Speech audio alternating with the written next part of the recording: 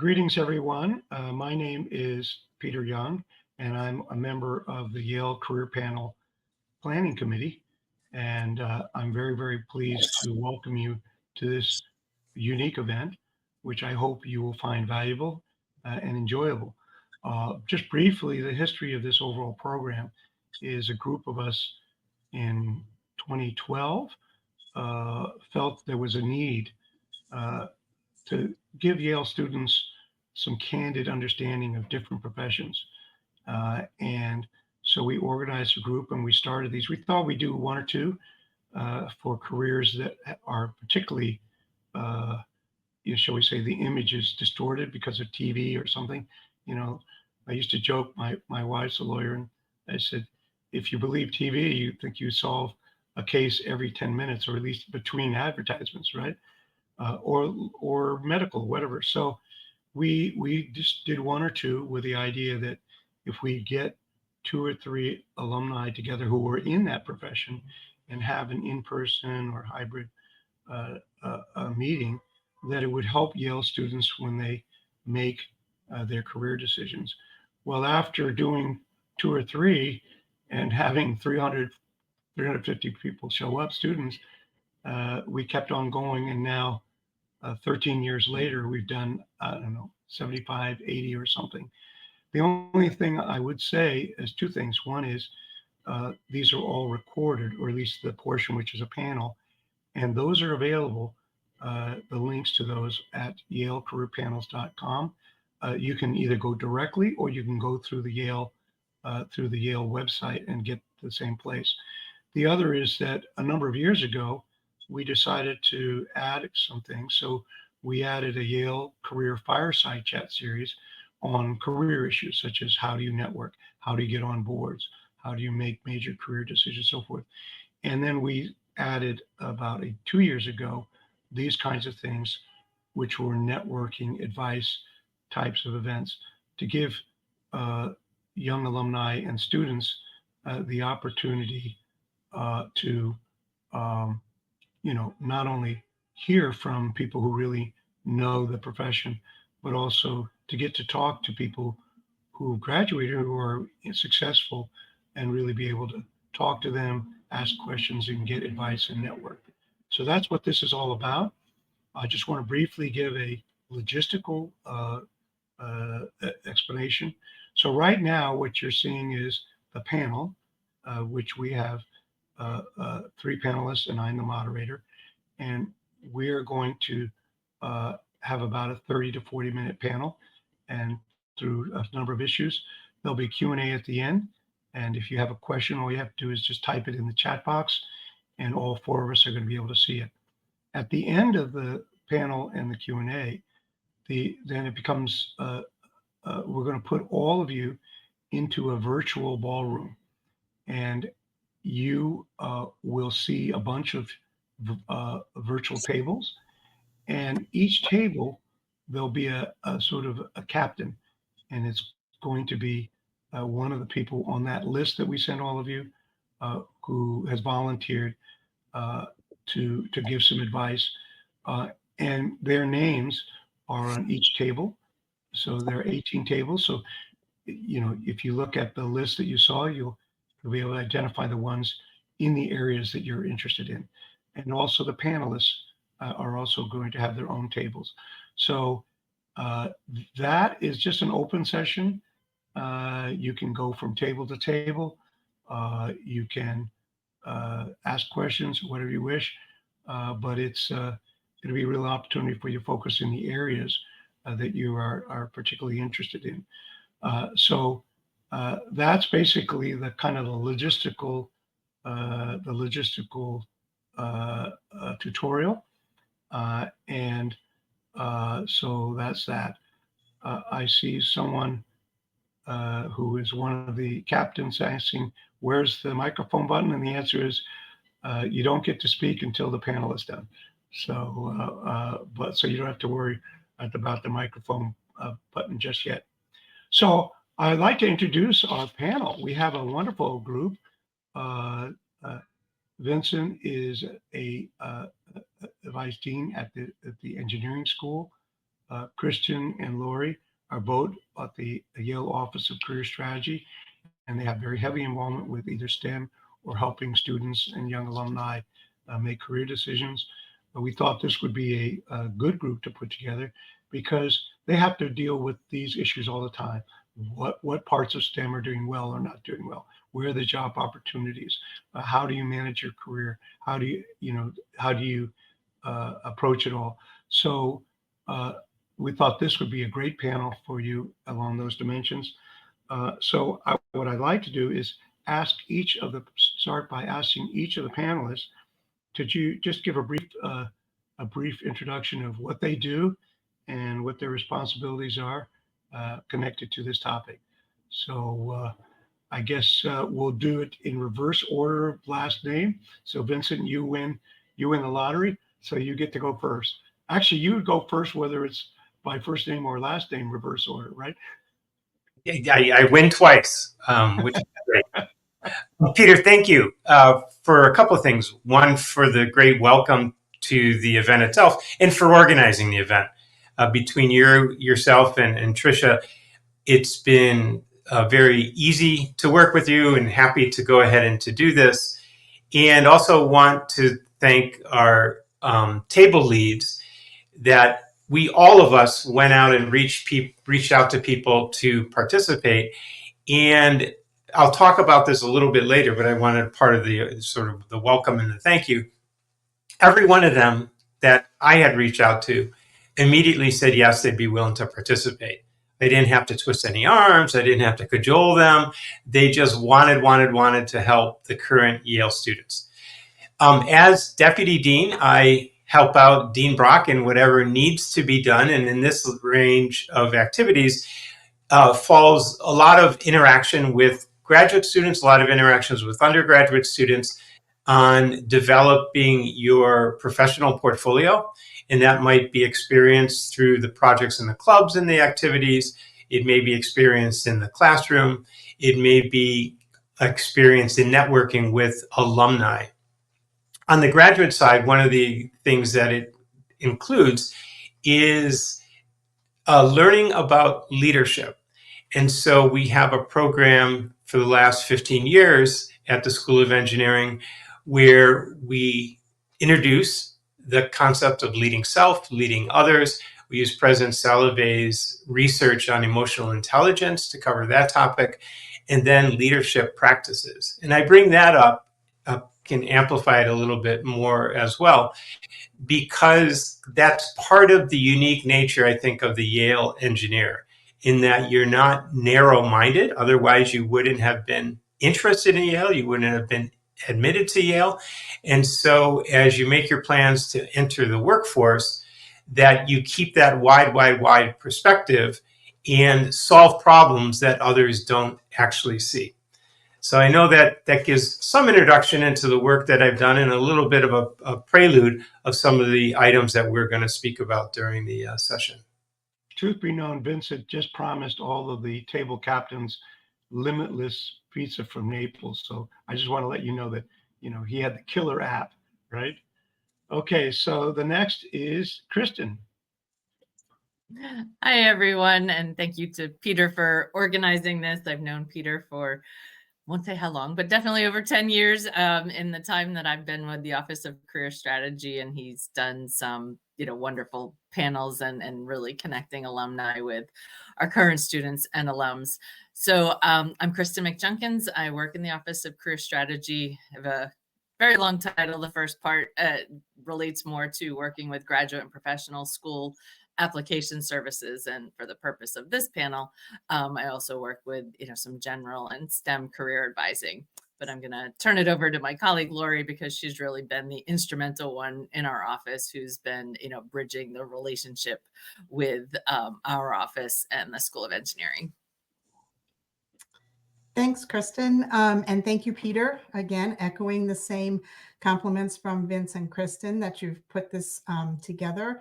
And this is actually the first time I've been working with Peter on anything like this. So it's been very enlightening for me, and looking forward to, getting some good conversations going.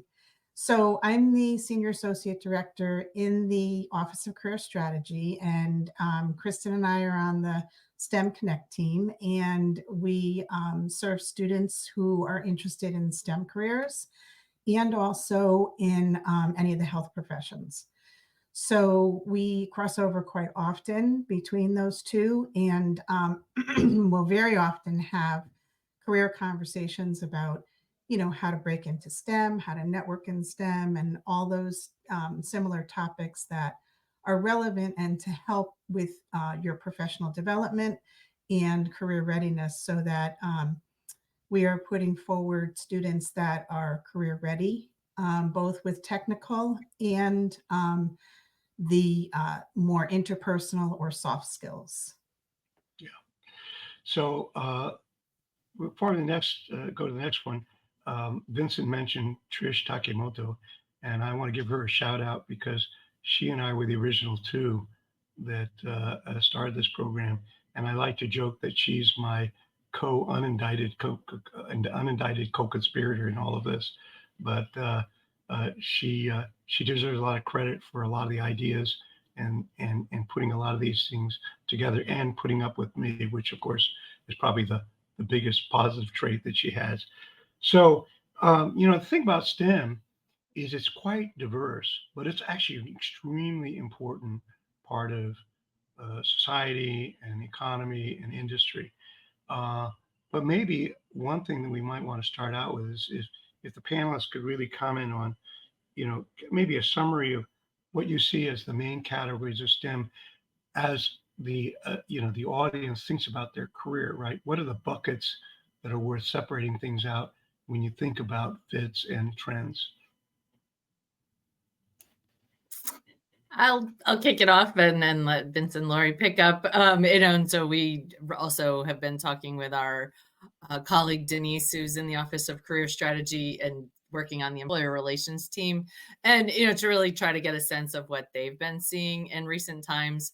And I think I do want to preface this entire discussion around the fact that we started talking about this panel before the last couple of months of things that have been happening in the world and the United States. So, obviously, I think everything is a fluid situation at the moment.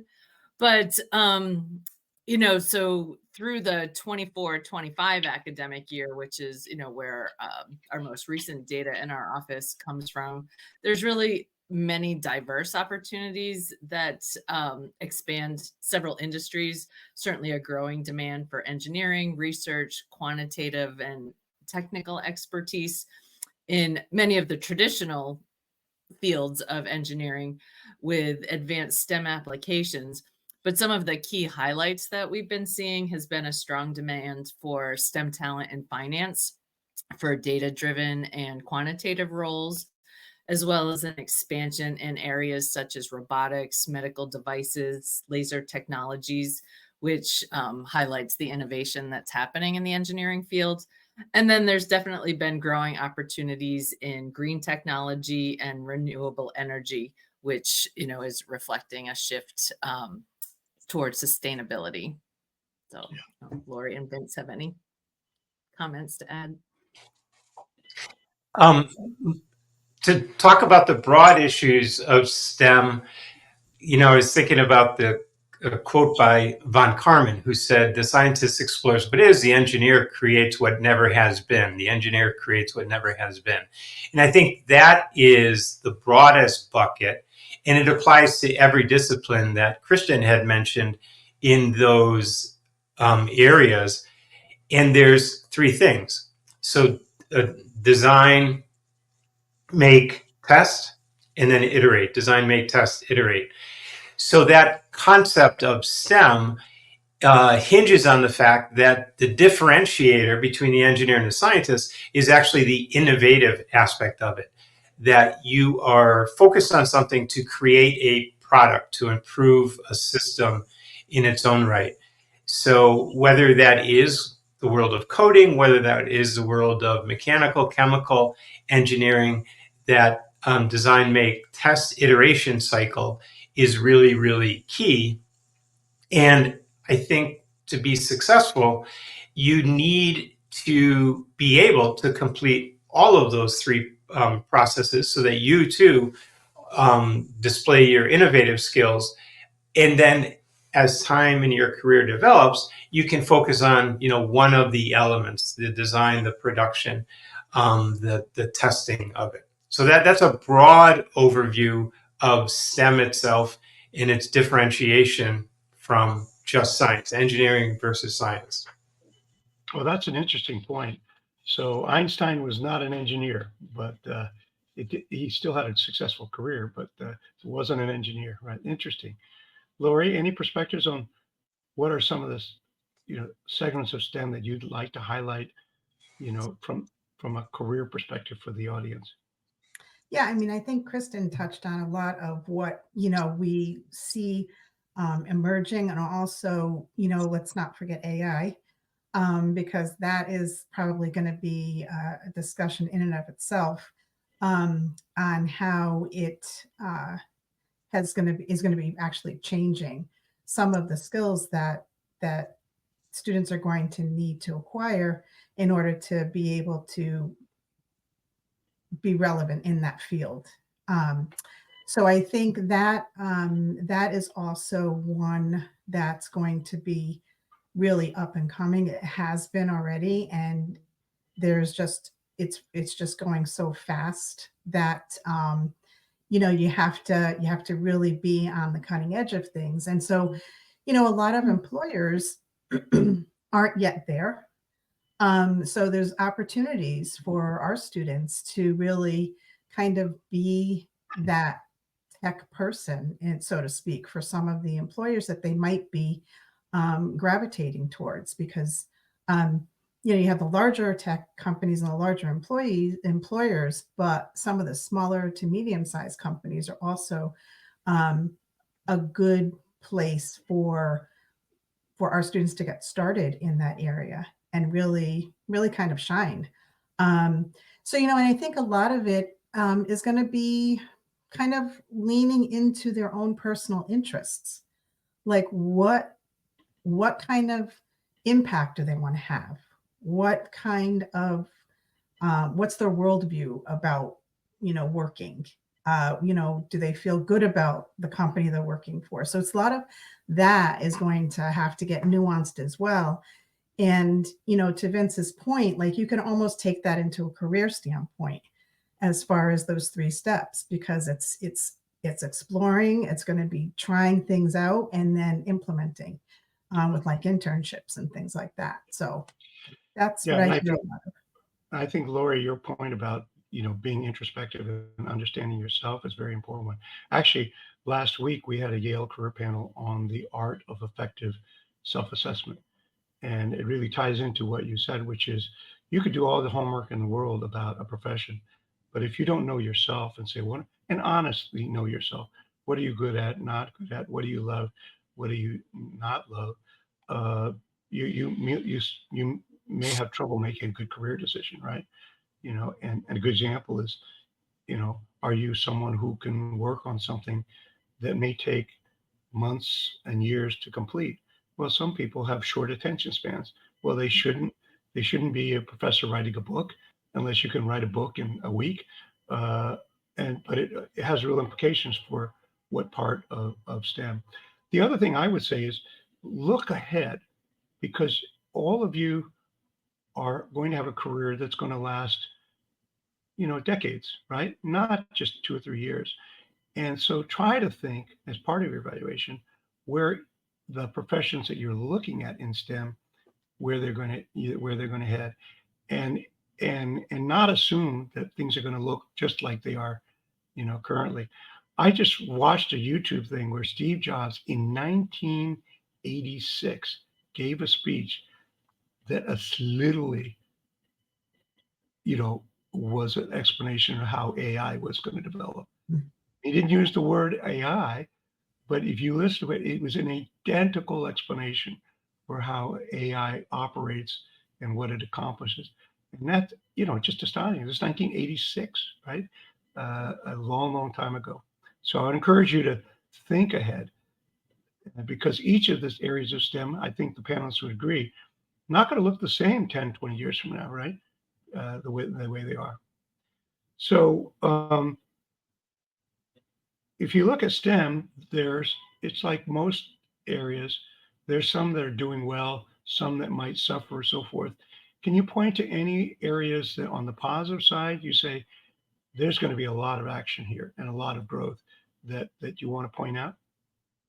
So to follow up on Kristin's comment of growth in a certain area, had mentioned sustainable energy.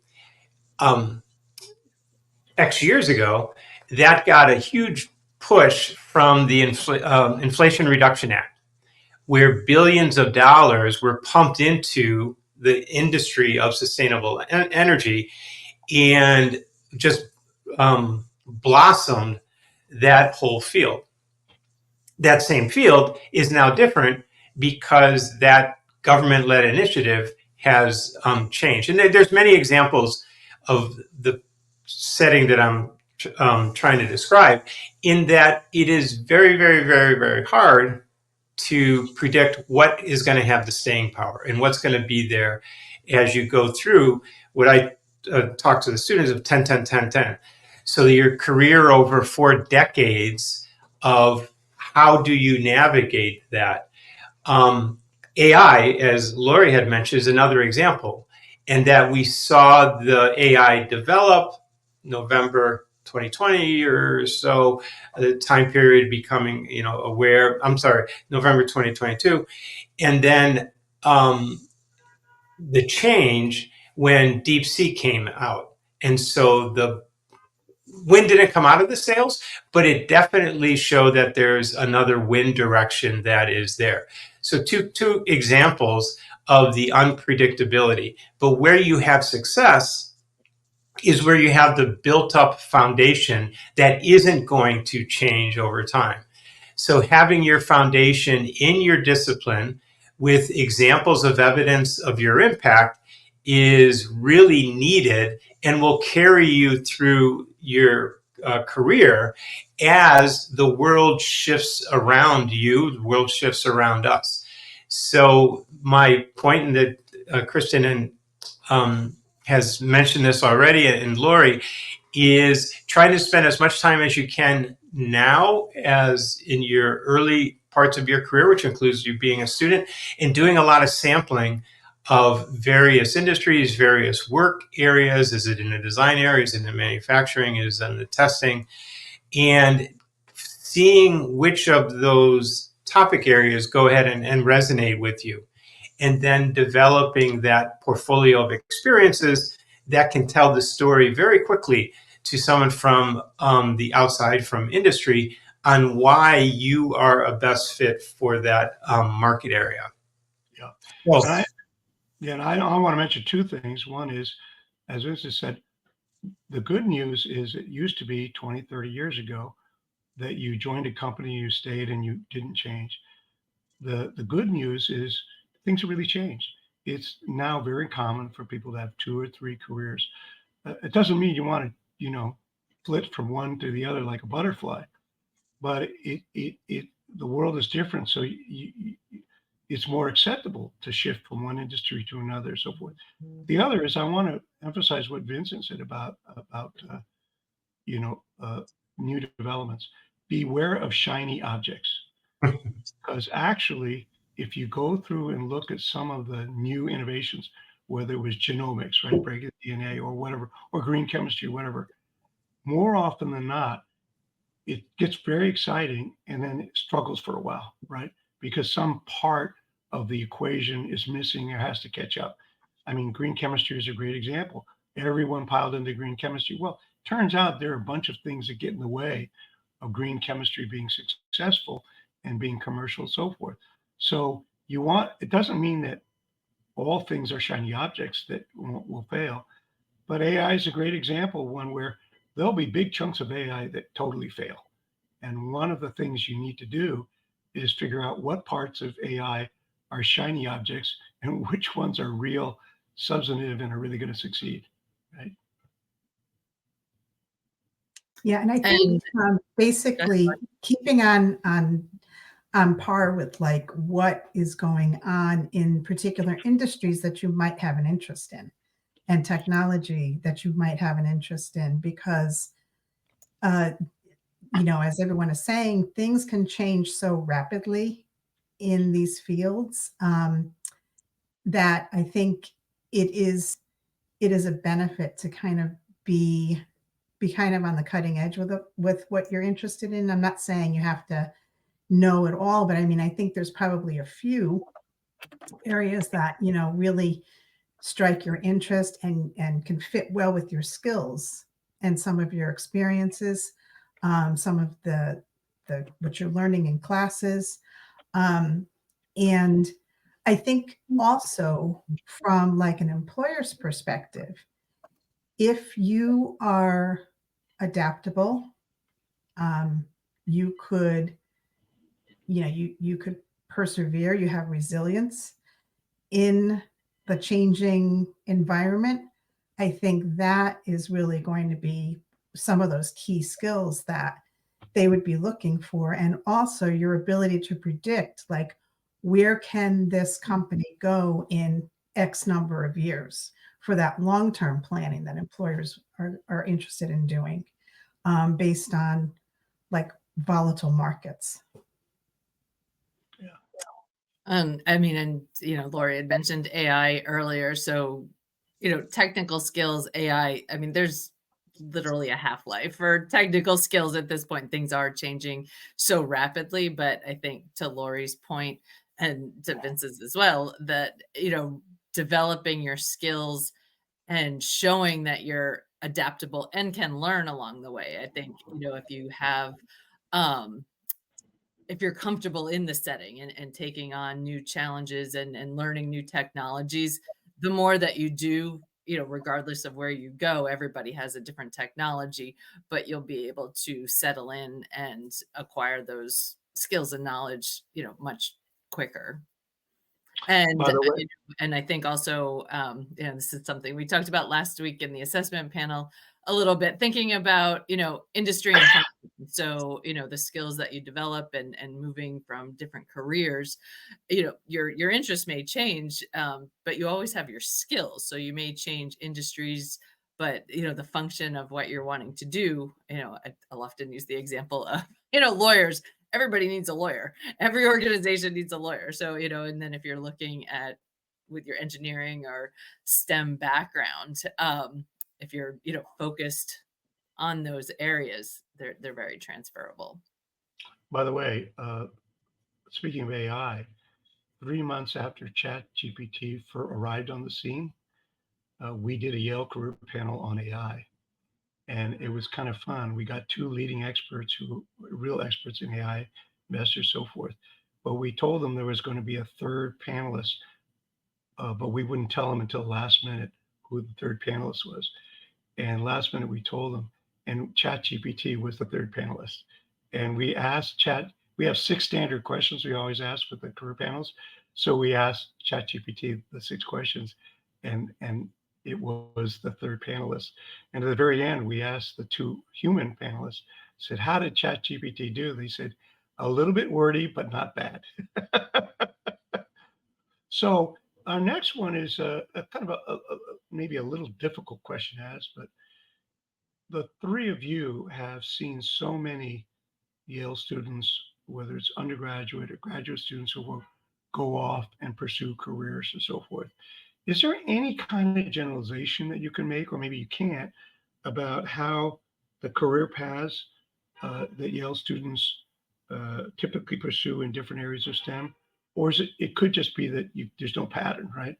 But is there one? I mean, you know, we did one on government service, and there clearly there's just a couple of ways one gets into government service, for example, right?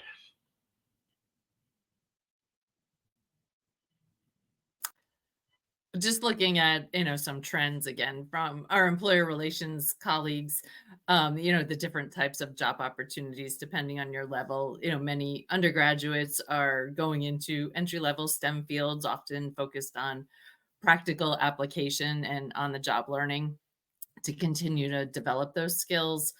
And, and that also could include, depending on the size of the company, job rotational or management rotational programs. Master students might be looking a little more at having some advanced specialization, that could lead to leadership potential, like a project manager or a senior analyst. And then, many PhD students, again, depending on the direction that they're looking to go in, might have some more research intensive roles. Again, difficult area at the moment, but or with research and development, or if people are interested in things like biotech or more startup companies, the PhDs might often look to go into their that direction because they have such specialization. Vincent, Laurie, any comments? One area that has been very attractive, and it spans all disciplines, that being space, whether it's launching, whether it's satellites, whether it's data processing. And over the last 15 years, I think on campus that went to zero to a lot of something. And it continues to be a growth area for the industry at large, as well as for the student population. Where that comes into sort of our world is then fostering that. And, we don't have a space engineering degree, but we have lots of opportunities for people to demonstrate their competencies in a way that can apply for the space industry. And now that we've entered that industry, we've got a lot of alumni connections throughout the space companies that begin this feeder network. So one of my concepts, and I haven't gotten there yet, but is the whole idea of the secret society network. And so maybe this is the group that is there, that overall we're relatively small, the School of Engineering.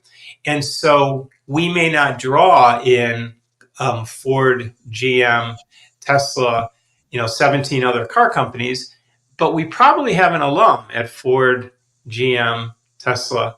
And if we could build a single point of contact for it's now 8 disciplines, then that would be our go-to. And I remain committed to that because the Yale alum at the company is well placed, and she or he knows the attractiveness of the Yale engineer, the Yale computer scientist, the Yale applied physicist. So having that conduit, I think this forum is one way of getting there, of creating that network within a discipline, within a handful of specific companies in that discipline. So we'll keep working on the fundamentals here.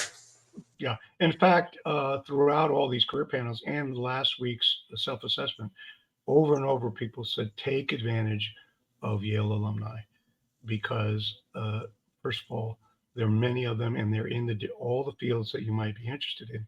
But the others, it is amazing how generous Yale alumni are. And if you contact one, as long as you're not rude, right, you'd be amazed at how much the Yale connection will, people will be generous in terms of giving advice. Because it's not just directly, maybe they'll help you find a job, but just good old fashioned, perspectives on what's happening and why is very valuable. It's very valuable to hear from someone, who's really in the fray. Yeah, and I've actually talked to a few students that are interested in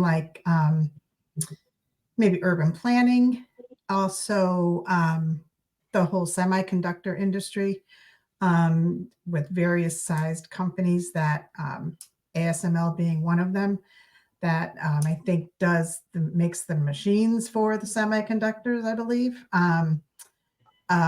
Then there's also, let's not forget, healthcare and telemedicine. Like a lot of that is emerging. A lot of our pre-health students will want to know how they can intersect their tech interest and skills with medicine as a future physician.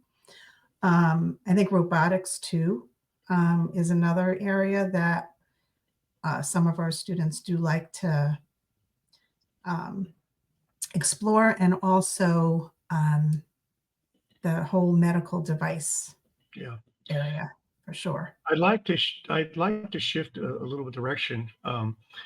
You know, before 2 months ago, we were going through lots of disruption in many different industries. AI is a good example, where AI it's an opportunity, but also it's a disruptive technology. But now we have all sorts of stuff, like, you know, the defunding of NIH and the FDA and so forth. So I guess thinking about the big picture trends and thinking about all the changes that are both a plus and a minus, what are the things that you want to point out, whether it's, you know, the AI or technology innovation or reduction in, you know, funding for research and so forth? I will tell you that the areas that my firm is focused on, life science and chemicals, definitely impact of the current, you know, some of the structural changes. Any advice to the on big picture disruptions or changes that either create an opportunity or maybe shouldn't, you know, might disrupt a career path?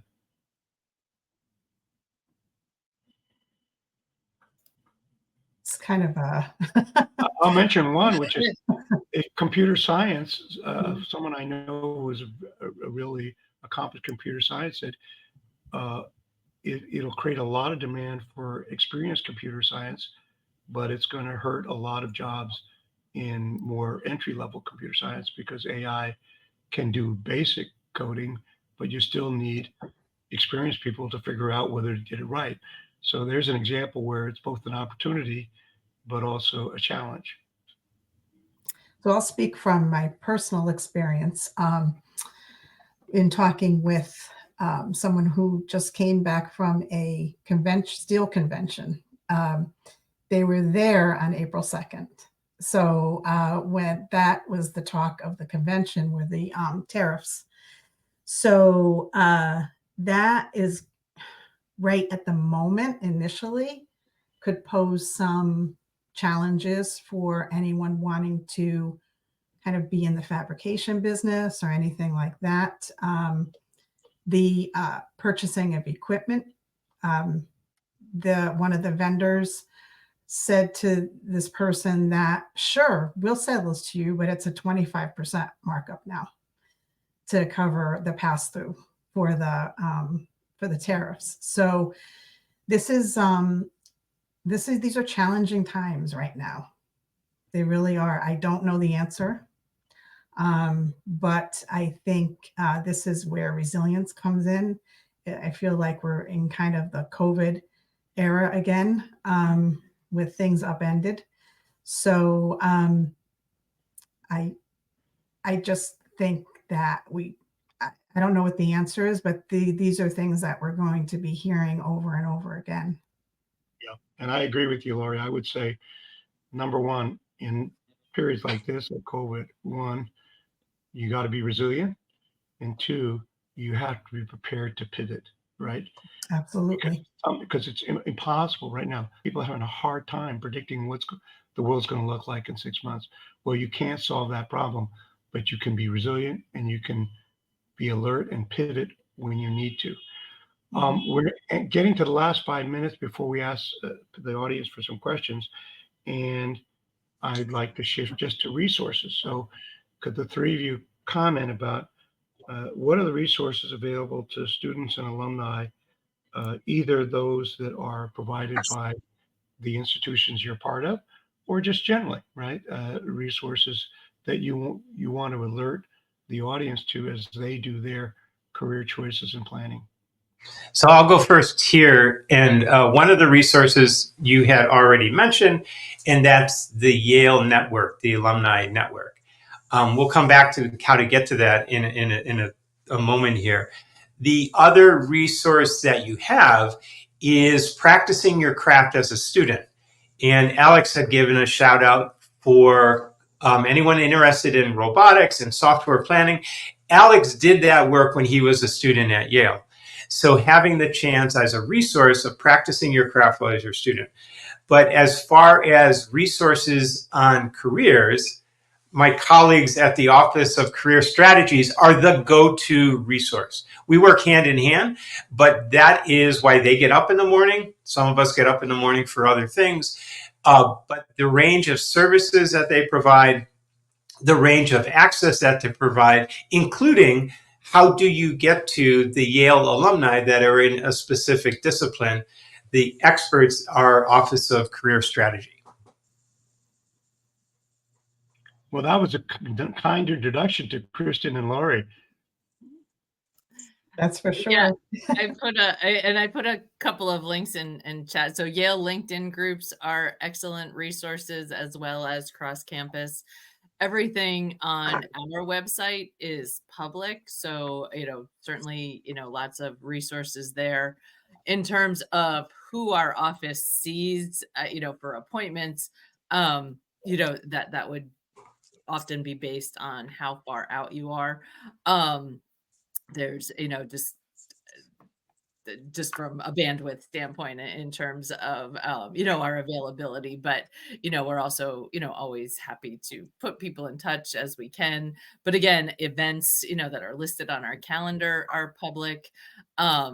And so there's definitely a lot of, like planning resources. So if you haven't created your LinkedIn profile or looking for a resume refresh or, those types of things, we have, lots of great information on our website too. Yeah, and I just also put a couple of links in here. I think our website is extremely robust. So, I like to try to extract certain things that I think are going to be relevant, but it's also unique to where you are in your career readiness and your exploration. But one of them is the 5-step career decision-making process, which I think is a really good tool to start using. It's just, 5 simple steps that you have some time, sit down, jot these things down, reflect. And then there's also a labor market insights tool. So that is basically based from the Bureau of Labor Statistics. And there's a lot of cool stuff with that. You could really, it drives down to market trends, growth, salaries, technical skills, soft skills, and then the actual core functions of certain jobs. So if you're ever wondering, what does a product manager do? You can kind of use that tool to look that up, and then tailor your experiences towards that if that's something you're interested in. If you have those experiences already, make sure you put some of those core tasks on your resume so that you are shown to be more marketable in that area. Yeah, and the other resource obviously is the Yale career panels. I would say about 20-25% are STEM related. So we have ones on biomedical, we have on biotech, we have on AI, we have, a lot of different ones. And if you just go, since they're all recorded, you could just, pick the links that you like. And, again, it's Yale alumni who are panelists trying to give a candid view of what it's really like and what the future looks like. So I notice here that there are some good advice on the Q&A, but I don't see any. Let me see if I can find a question. By the way, there's a famous professor who his favorite phrase was, phrase all questions in the form of a compliment. I thought that was cute. So, there's one here.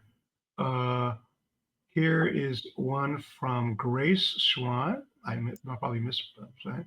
What opportunities are there for STEM PhDs without a more mathematical or programming-based background? And I think I had answered Grace directly, but for everybody, again, kind of thinking about function and industry and how your skills and to both Laurie and Vincent's point about having to maybe have to pivot depending on if you're working in research or things like that right now. But some things to think about, like medical science liaison, science policy advisor. And I think a lot of times people might think of that related to government, but I also do feel that industry would need those. I mean, even though there's a lot happening in the government, private industry, pharma companies, things like that are still going to need to be in compliance. So if you have an understanding or background in that area, and other things like technical writers, science communicators, and again, regulatory affairs specialists, so I think those are some broad buckets of some options to consider. Great. Well, we've reached sort of the time that we'd allocated for the panel, 45 minutes. And I want to thank the panelists who will stay with us. So they're going to be at their virtual tables. I encourage you, if you have any follow-up questions, just go to their table or run down to their office tomorrow, right? And talk to them. Now, what we do is we're going to end the panel, and all of you who are the attendees will find yourself in, quote, the lounge. And the lounge essentially is all these tables. There are 18 of them with the different, advisor captains, and just sit at any table just by clicking on a seat, find whoever you want to talk to, and the rest of it, we're going to stay open until 9, but you can stay as long or as short as you want. It's really up to you. My only word to the panelists is, remember, when I put you into the backstage, click on the white arrow at the top left, so you won't be stuck in the backstage, so that you too can be in the lounge. So thank you very all, and we'll look forward to seeing you at the tables.